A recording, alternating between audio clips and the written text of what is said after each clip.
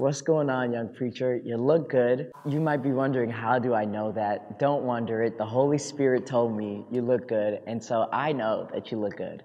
Today we're following up on a conversation we've had before, and it's about the call. I don't know if any of you guys remember that. I really hope it spoke to you in some type of way, but we're talking about it again, and I'm really excited.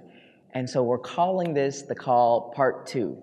The call part 2. And I'm really, really excited about it. You might be wondering, why are we talking about it again? But we recognize, and I recognize, that the call is something that we all struggle with. The call of God in our lives, knowing where we're going to end up, knowing what we're supposed to do, knowing where we're supposed to go. The call is really important. And I know for me, as a college senior at Gordon College, I can oftentimes feel this struggle or curiosity or worry about what's supposed to be next. Where do I go? What do I do? What area of ministry am I supposed to be in? I know I have these gifts, but how do I serve God effectively and be in His will and call? So today we're talking about this article that comes from Fuller Theological Seminary that says, "Calling is formed, not found." And that is so beautiful. Calling is formed, not found. That there's not this one location, there's not this one place where you go to be called by God. And if you don't get it right, then you're out of God's call or out of God's plan.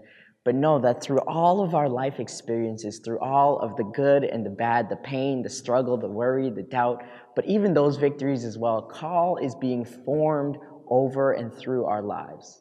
And so it doesn't matter where you go, it doesn't matter where you end up, it doesn't matter what you do, as long as you're serving Christ's greatest commandments, loving others and serving. As long as you're doing those two things, loving others and serving, you are in God's will, you are fulfilling His greatest command, which means you are in the call of God. Doesn't matter where you go, doesn't matter how it's done, but you are still in God's plan. And so this is just an encouragement to you, no matter where you are, no matter what you're doing. You could end up in Asia. You could end up in the continent of Africa, all them countries. You could end up wherever it is, Antarctica, even though there's like 5 people there. As long as you believe you're loving others and serving others, you are in that call of God.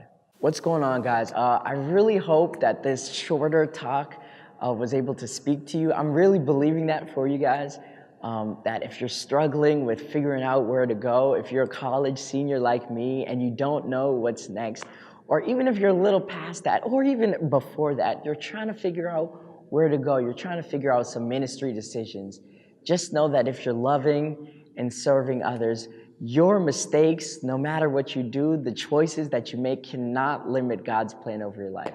Comment below, like, subscribe, follow. I want to hear you guys talk about it with me. Let's start this conversation. Let's keep this going. Grace and peace.